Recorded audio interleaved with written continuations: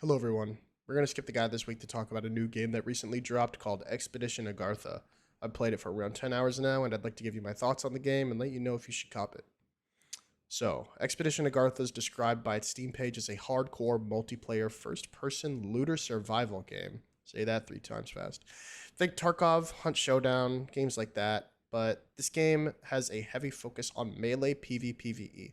The fact that this game's melee focus was kind of the main draw for me, but I've also played Hunt Showdown quite a bit, so I wasn't exactly opposed to this.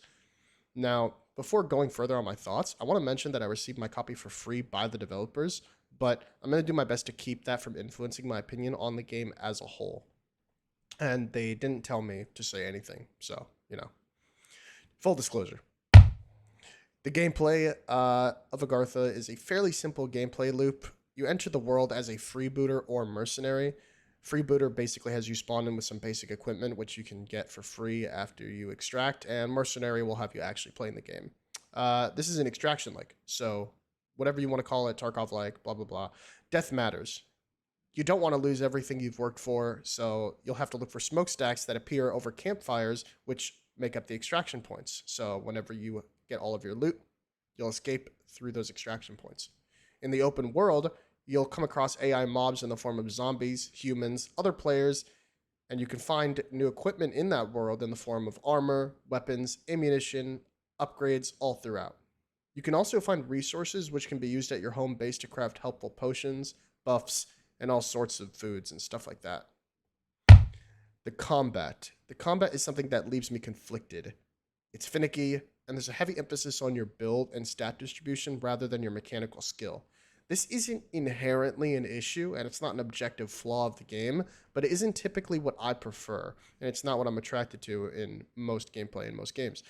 I'm all for outplaying my opponent, and while that is present here, it seems more effective to prepare numerous bleed resistance potions to counter their bladed weapons, and splints to counter their blunt weapons, and so on and so on.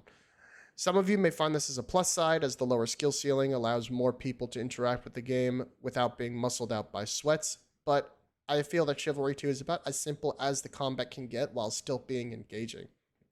I should clarify that I don't think the combat in Agartha is inherently bad, but it does need lots of work. Now, the graphics. The graphics of Agartha are actually pretty good. The game is heavily stylized and does me the service of not looking like yet another Unreal 4 shitter, despite being on Unreal 4.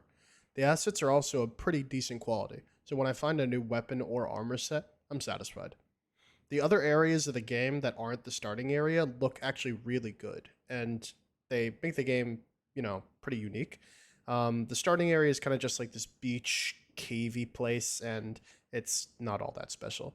But I'm not going to show you any of the other areas because there's something that you should discover for yourself, and it takes quite a lot of work to get there. Now, content. It's hard to judge the game based on how much content it has, as I myself have not completely fulfilled all the quests or made it to every island, but I would say that there's a fair amount of depth to the game. A broad variety of weapons, armors, sounds, and large-ish map that make for replay value that isn't totally lost. This is an odd one. Narrative. It'd be disingenuous to not mention this, as it's a very prominent aspect of the game, but Agartha is a game with a not-so-obvious lore that requires the player to explore the map and read text that can be found throughout the world. You'll be rewarded for finding a random book in the middle of nowhere written by some dead captain. It can be compared to how Elden Ring tells its story and how it does its quest, but it's not exactly the same. Although I'm not a huge fan of this, I can admit that it is a decent way to add value to the game when you aren't currently engaging in PvP or PvE. Like Hunt Showdown or Tarkov, most of your time isn't going to be fighting. You're going to be running around and looting. So, in between battles, it can become boring and mundane. Having these small lore bits spread out throughout the world is really nice, even if it's not personally my thing. Now, the bad. The player base is very small. Very, very small. As the weeks go on, I only see it decreasing. With an all-time peak of a little over 400, there aren't that many people playing, and I can see this being a major issue for those playing in non-populous regions. If you're not in America or Europe, I don't see how you're playing this outside of peak hours. As I said before, this game is PvE just as much as it is PvP, so you can sort of find value in this even if you're not fighting other people, but I find the monsters tedious compared to the actual PvP combat. Next, there's the issue with 2v1s. I don't have any gameplay of it, but you'll just have to trust me that there's absolutely nothing you can do when you're getting ganked by multiple people if they're competent. You'll have to hope that you're significantly more skilled than them, or you're going to have to run away. Some may not see this as an issue, but I don't have fun feeling absolutely powerless to groups.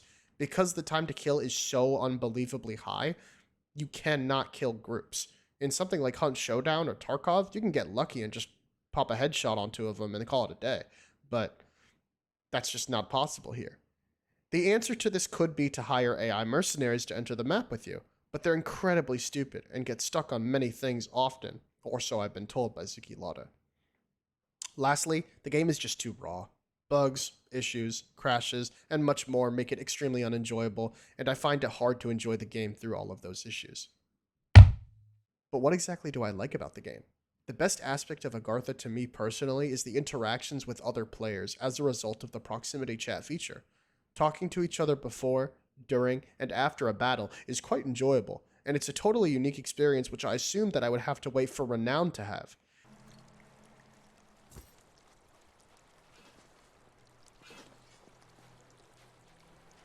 What do you think you're doing here, bud? Listen, bro. I'm freebooting. I've been playing this game hella. I just want to get some iron. Look, okay.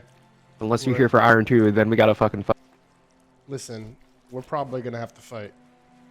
I mean, All right, bro. let's be honest, right? Is there a lot of All right, bro. Good luck. Good luck, bro. Good. You're good.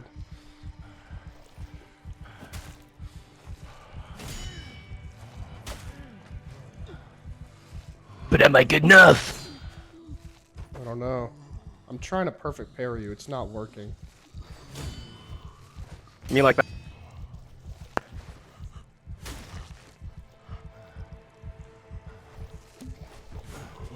I don't have any potions. What you doing? This is unfair. This feature is a double-edged sword. As the first time I killed someone in this game on release, they proceeded to tell me to unalive myself and called me slurs. But I feed off of that energy, and I enjoy children yelling profanities at me. I often talk to my friends about how proximity chat is a feature that can only be realized and have its true value shown in a melee-oriented game, and Agartha has proven that true. To conclude, Agartha is an extremely raw, early access title which I feel has real potential in the future. As it currently stands, I don't see myself playing consistently until the game seriously improves, but I can't deny that the game offered me enjoyable experiences which I don't really see in any other game. The game probably only released in this state as a means to further fund development, as all early access titles do, so I would say to purchase this game as a sort of investment and then just come back to it once it fully releases. Otherwise, you should be willing to overlook all of its flaws for the time being. And if you're not willing to, then I just say, don't buy the game yet. That's all. Have a great day.